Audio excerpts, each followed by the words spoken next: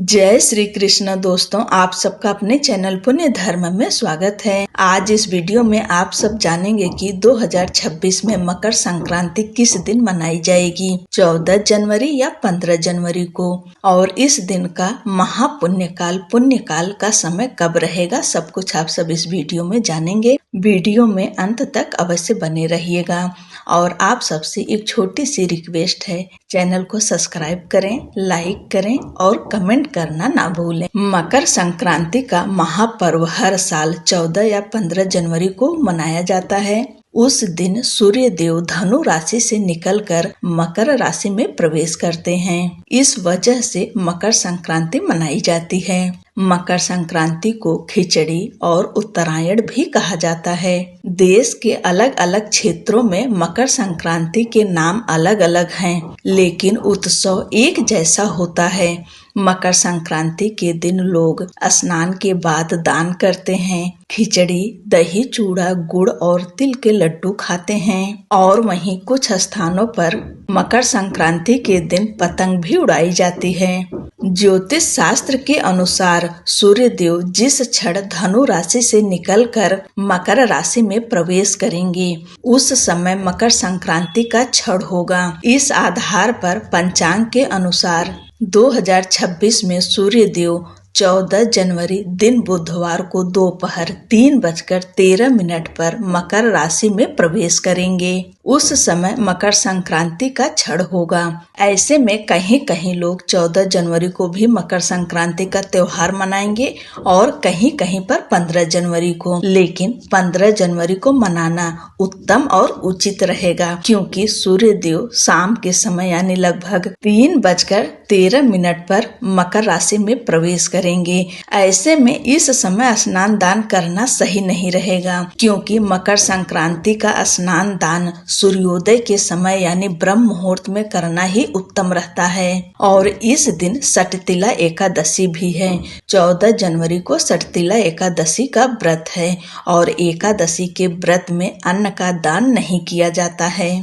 मकर संक्रांति का पर्व 15 जनवरी को ही मनाना चाहिए। अगर आप सब 14 जनवरी को मना रहे हैं तो उस दिन का हम पुण्य काल और महापुण्य काल का समय बता दे रहे हैं। अगर आप चाहें तो इस दिन स्नान दान कर सकते हैं। 14 जनवरी को महापुण्य काल का समय है दोपहर 3:13 से लेकर शाम 4:58 तक। 14 जनवरी को पुण्य काल का समय है दोपहर 3:13 से लेकर शाम 5:45 तक। और महापुण्य काल का समय है दोपहर 3:13 से लेकर शाम 4:58 तक। आप चाहें तो इस समय स्नान दान कर सकते हैं। मैं आप सबको एक बार फिर से बता रही हूँ कि 14 जनवरी को एकादशी का व्रत है। एकादशी के व्रत में अन्न का दान नहीं किया जाता है और खास करके चावल का दान, और मकर संक्रांति के दिन खिचड़ी का दान करने का विशेष महत्व है। इसी के साथ तिल गुड़ का दान भी किया जाता है और वस्त्र का दान, धन का दान, अन्न का दान, ये सारी चीजें दान की जाती हैं।